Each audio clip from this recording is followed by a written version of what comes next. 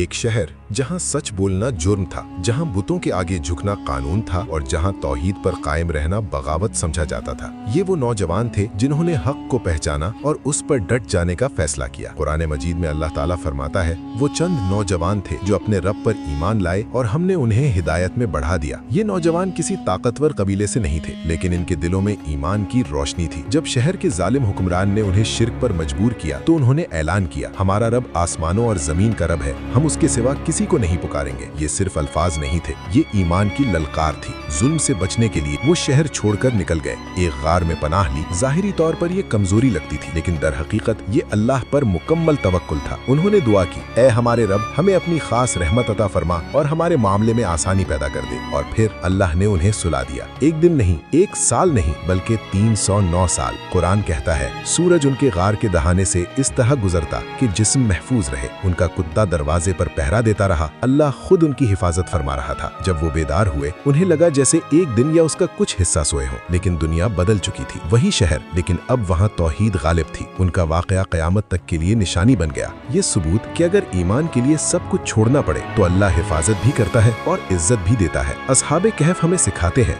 हक पर डट जाना तन्हाई नहीं लाता, बल्कि अल्लाह की कुर्बत लाता है। और जब नौजवान ईमान पर खड़े हो जाए तो तारीख बदल जाती है।